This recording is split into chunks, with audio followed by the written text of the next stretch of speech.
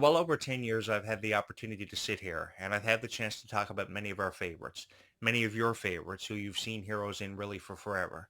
And I saw something special in that, which is why I always wanted to sit here and say something nice and far more relatable than anybody ever could, because I seem to know them better than anybody ever has.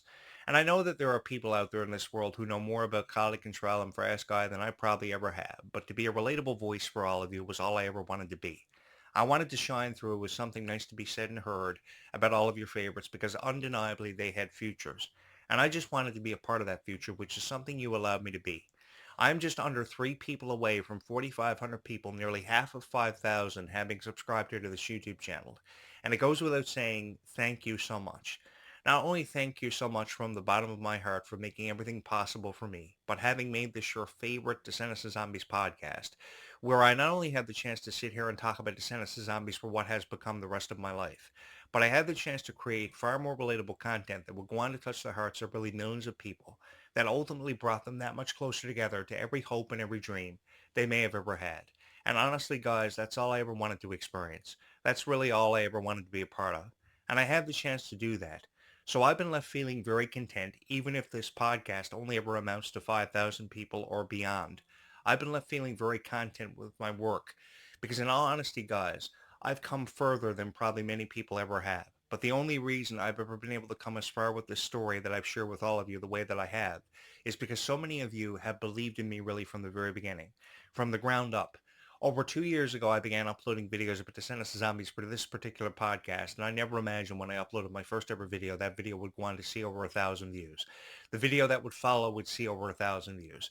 And here we are. Over 1,500 videos later, we are here with the most popular podcast in the world that talks about everything and discusses everything really in depth about Descendants of Zombies, because if you've noticed anything about these videos, they are very in depth, and they are far more in depth than anybody's videos ever have seemed to be, because pretty much what you're watching are these 5 to 7 minute long reaction videos that don't really offer you a whole lot or get a whole lot of your video. So I really do believe that if more people kind of took this story in more in depth, it would give people a greater appreciation for how much further the story actually has to go, because many of us know about the 15 core kingdoms that have been left unexplored in the Descendants franchise. How many sons or daughters of Disney villains could make their appearance in this franchise? Because there is so much of a lore to take away from Descendants and Zombies and a far greater appreciation always to be had. Not only by us, but more people who have yet to discover this franchise, who many are discovering this franchise really for the first time ever because of what the new generation have offered to this franchise. And I'm going to tell you guys something. I never imagined that the Descendants franchise would have evolved into what it would eventually go on to become, and it would go on to touch as many hearts as what it has. Over the last 10 years, we've seen so many characters kind of come in and out of the story. And I know more often than enough, people have kind of complained about how characters are kind of seemingly written off because they don't know what to do with the character. They feel like their purpose has been fulfilled and their legacies will live on eternally. I get that. But I think that kind of Descendants having characters written off was never really necessary to begin with. Because when you talk about a character like Ruby Rose Turner's character, Bridget, I mean, so many people have missed her in the wake of her departure from this story. So because so many people have missed her in the wake of her departure, I think we can really leave that door more widely open than ever before and wonder if we really have seen the last of a character such as Bridget. Or is there so much more of an explanation to be offered as to why the Queen of Hearts ended up the way that she did? And is there that chance that she will revert back to being the supervillain version of herself? Because what we noticed at the end of the Wicked Wonderland presentation was she exclaimed, "Off with her head." So because she exclaimed that, is the original Queen of Hearts really gone from our lives really for forever? Or is there something more for her to offer to this franchise? We shall find out. We shall also answer the question if Red and Pink have a father. And just who is that father going to be? Will it be Zeus or will it be somebody else? Will it be Maddox Hatter? Because of how often he points to himself every single time this comes up in conversation. And I'm sure there are a lot of people who have been left with their own theories and their own predictions. And what's so beautiful about that is it kind of comes together and creates a cauldron of really endless possibilities that eventually is going to explode. And our imagines will seemingly feel like it's getting the better of us. But again, that's what I enjoy so much about being here, is hearing all of your predictions and all of your theories kind of coming together and creating a cauldron, if anything, of really endless possibilities. Simply put, if you've ever wanted to believe in forever or take a chance on happily ever after, I think there was no better way of doing so than by believing in this franchise and becoming a fan of it more than you ever have in your entire life. Because if you originally were a fan of Cinderella, if she was your favorite Disney princess, or you were a fan fan of Alice in Wonderland, how she jumped down through the rabbit hole and chased the white rabbit to the queen's courtyard, then I think Descendants is the perfect way to kind of relive what these classic fairy tales have meant to you because they were tales as old as time. And for sure, stories like Beauty and the Beast and The Little Mermaid were tales as old as time. And what's interesting about that is today we are actually celebrating the release of Ariel's Beginning, which was first released in 2006. And this was the first Little Mermaid movie for the first time really in years. And I remember us all taking away a greater appreciation for how Ariel's story was told in a very different way. It was told in a very different way from the original Little Mermaid or the original Little Mermaid 2, Return to the Sea, which was the story of Ariel's daughter, of course, Melody, who returned to the sea to discover the secret behind why she originally came from the sea, and she was secretly a mermaid, a secret that her mother, Ariel, had kept from her for forever to try to protect her from the dangers of the waters, because if we all remember, of course, Ursula's sister Morgana and how she wanted to seek vengeance on Ariel, and then Melody discovered the secret that her mother and her father had kept from her for years, and then she becomes a mermaid and she loved the feeling of it. And then we go from that to Ariel's Beginning, and it became one of the most highly revered trilogies of all time. So, point being, there's so much further to take a story than probably we ever imagined. I mean, when Aladdin first came out in 1992, whoever thought that would go on to become one of the most celebrated trilogies of all time? Of course, Aladdin, The Return of Jafar by 1994, and then by 1996, Aladdin and Jasmine finally tie the knot. They get married and live happily ever after. The genie, Abu, the magic carpet, everybody was involved in this legendary ceremony. And it's been a ceremony that we never ever forgot about. But then again, what happened for Aladdin and Jasmine and their story after the marriage? Did they go on to achieve something more? Did he really go on to become the Prince of Agrabah?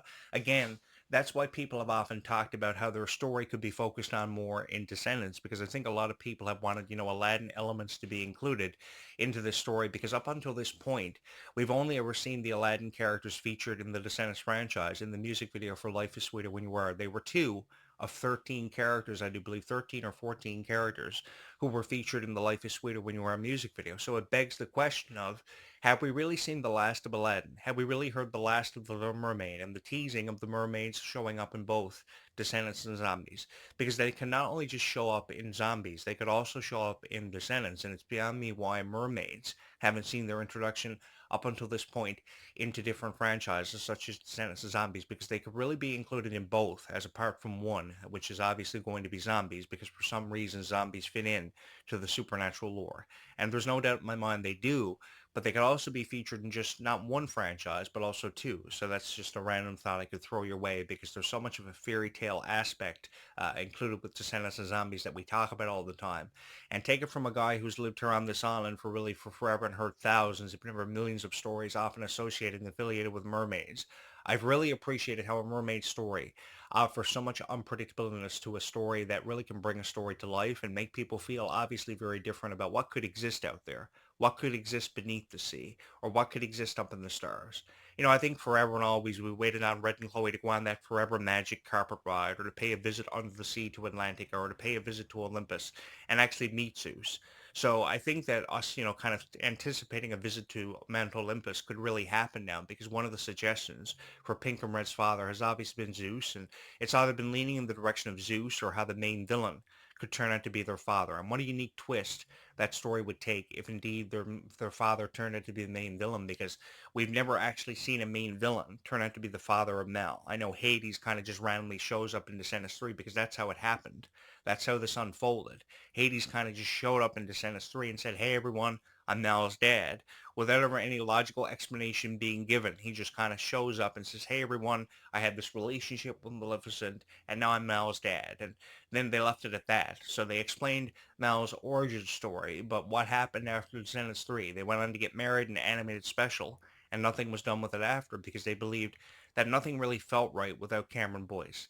And for sure it didn't, but I really do believe that Cameron Boyce would have wanted this story to continue, and I think that everything is kind of happening for Descendants in the way that he would have wanted it to happen, because he would have been more than proud to be very supportive of the Wicked Wonderland cast. I'm just going to go ahead and say this. He would have been very proud for everything that's happened for the Descendants Wicked Wonderland cast.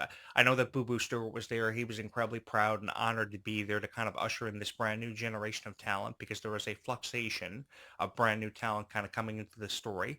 Characters that we've never heard the story story of ever before. And I think this story is leaving us feeling more intrigued than we probably ever have in our entire life because we were just as intrigued about the original story from the original core four. But I'm just going to go ahead and say this also.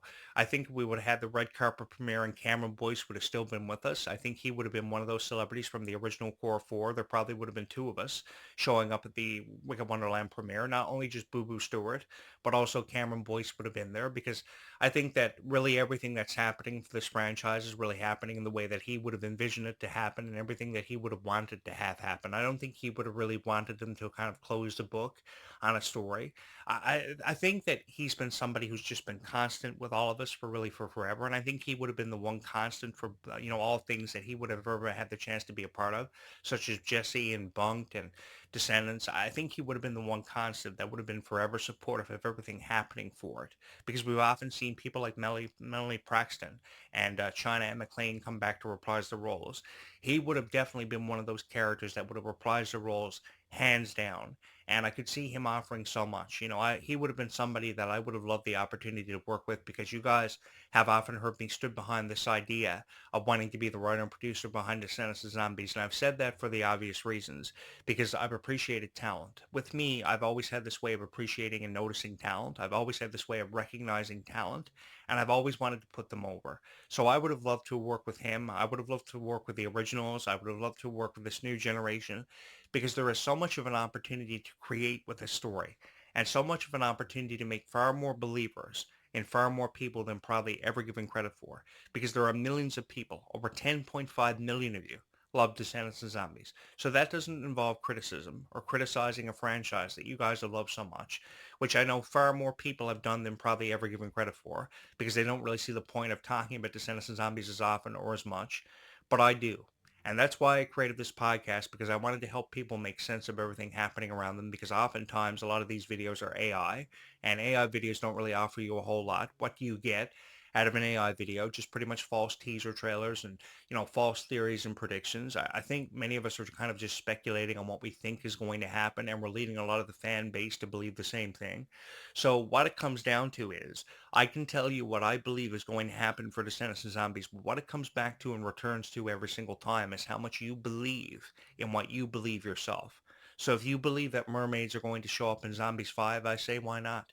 If you believe that trolls and witches and goblins and sirens are going to come out of this vortex and probably kill us all, then I say why not? Because the thing is, sometimes your imagination getting the better of you is the best thing to happen because it allows you to be more creative with your ideas and your imaginative thoughts than probably ever before.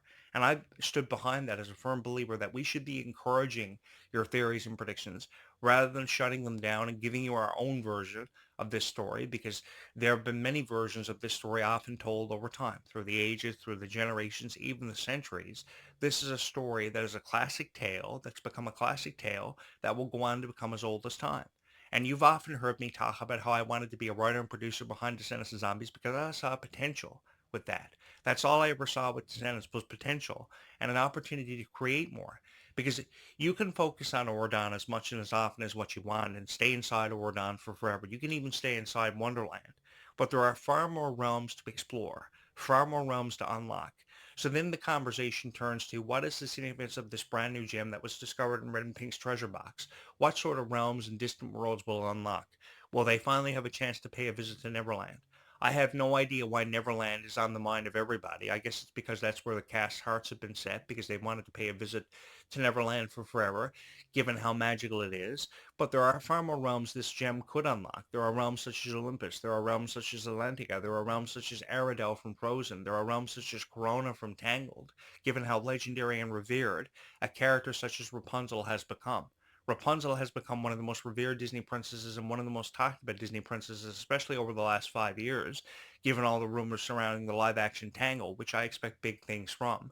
And this is a live action that Disney can ill afford to make any mistakes with, very few mistakes with this one, because this has become such a revered and legendary tale about how Rapunzel wanted to escape the clutches of her mother Gothel, escape the tower and see the fireflies light up the sky on her 16th birthday. She was so excited to have that happen for her. And I remember when they had that boat scene entangled and she started singing the song with Eugene alongside of her.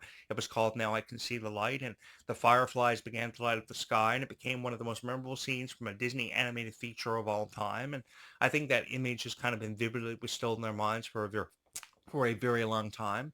So given that, I think there's so much of a story that that there really is left to be explored, and I think we can give more people something more to believe in as we continue to push forward into a very unpredictable future, because that's how the future obviously is building up to seem, is very unpredictable. And I think that's what makes the future so exciting for us all to really be a part of, is it's a more unpredictable future than probably many of us have ever chosen to admit to it to be. And I'm just so excited to be here, because we can sit here and we can talk about how critics are choosing to make us believe in this, but what it comes down to is what you believe in yourself.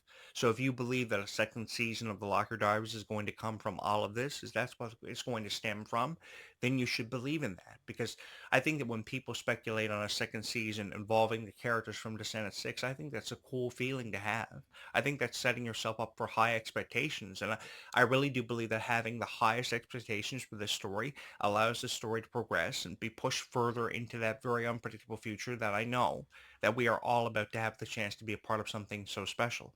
And I've just felt more than honored to be here, to have the chance to relive what once was, but also to talk about what the future may have in store that may involve Pink's story going deeper and further than probably ever before, because many people believe she is the character who is going to have a legacy, who is going to have the torch passed to her from Red and Chloe.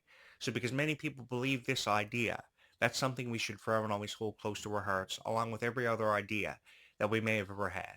And coming up later on today, I will have more to say on this, because I feel very supportive of this future. I am more than excited than probably anybody ever could be or could ever feel about this future, because coming up in this fall, we have three major headline tours, one for Kylie, one for Freya, and one for the Descendants Zombies and now Camp Rock 3 franchise, where three worlds will come together to share one stage for one unforgettable night, seeing far more expansions than ever before. What a fall we are setting ourselves up to kind of come into and to have the chance to be a part of. And I feel more than honored to be here to experience all of this with all of you. Thank you so much from my heart to yours, with all of this having been said here this morning, for having chosen this podcast as your favorite Descendants and Zombies podcast. We are just 3 subscribers under from 4,500. And if you would love to be one of those final 3 that we need to make up 4,500, you are more than welcome to hit my subscribe button and come along on what I promise you will be an unforgettable journey. Don't forget to like and subscribe to this video and come along on what I promise you will truly be an unforgettable journey. From my heart to yours, thank you so very much for always having chosen this podcast, having chosen it as your favorite Descendants and Zombies podcast that may have ever been created. And from my heart to yours as always, thank you so very much for having chosen this podcast as your favorite, and for always having the time to have watched and appreciated really every one of these videos. So long for now.